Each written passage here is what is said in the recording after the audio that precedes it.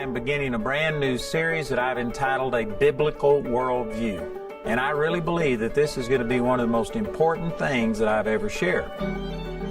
There is a very small percentage of even Christians that have a biblical worldview.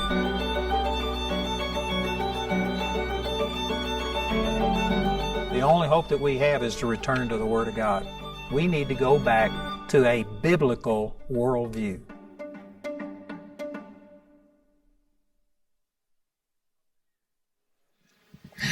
You know, Andrew, the issue you raise is just, it's absolutely critical for every single one of us.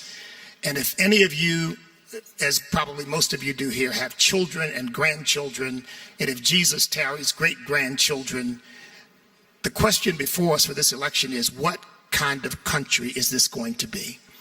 You know, when Ben Franklin was met by Mrs. Powell on September 17th, 1787, coming out of the Constitutional Convention, she said, well, Mr. Franklin, what have you given us, a monarchy or a republic? And he said, a republic if you can keep it. And we are at that moment, I believe, where the founding fathers are looking down from heaven wondering, are we going to keep it? Because look, this is not just like any other election. All this stuff that's going on right now, pulling down the statues, it's not about pulling down statues. It's about pulling down America. That's why they started with the Confederate flag, Confederate monuments, but now they've gone on to George Washington and Thomas Jefferson, Abraham Lincoln, and abolitionists. Anything that represents America has got to go. And so this Black Lives Matter movement is not about saving black lives, which is why they don't talk about the black-on-black crime that's happening all over the country, the thousands of young black men who are dying in the streets of our country. They don't talk about the ones who've been killed in the autonomous zone in Seattle. They don't talk about the ones who are dying of fentanyl drug overdoses and in gang warfare. They don't talk about that because they don't care about black lives. What they care about is using that as a Marxist ploy to get people to buy into some sort of socialist, communist worldview for this country and flip it over.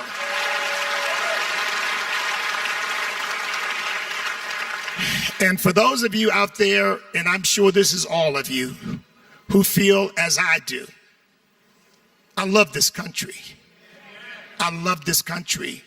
I can't, you know, I've said to people, when you are born a citizen of the United States of America, you hit the proverbial lottery because you got born into the greatest nation in the history of mankind with more opportunity and possibility for fulfilling your God-given potential than anywhere else that's ever existed on the face of the earth.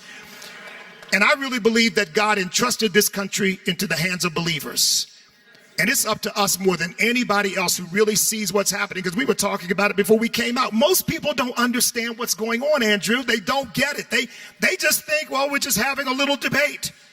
No, we are having a pitch battle about whether America is going to remain a free nation, a constitutional republic, or whether it's going to become something very, very different. And look, we either fight these battles at the ballot box or we're going to end up fighting them in our backyards. So I want to echo what Tony said. Every one of you has got to be registered to vote. Every one of you has got to make sure that every friend with their head on straight, every family member, you've got to make sure they're registered to vote. You've got to make sure that they get out to vote. This is an absolutely critical election because if the wrong people get in power, look, it's not just about changing the country. It's about punishing every single one of us for having stood against them, because that's what socialism and communism always does.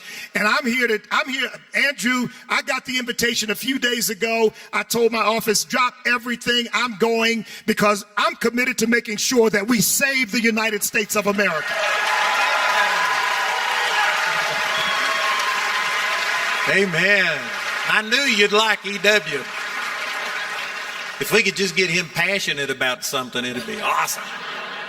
You know, E.W. grew up in poverty, was in the foster care system, and yet wound up graduating from Harvard. He is a success story, and he knows what he's talking about.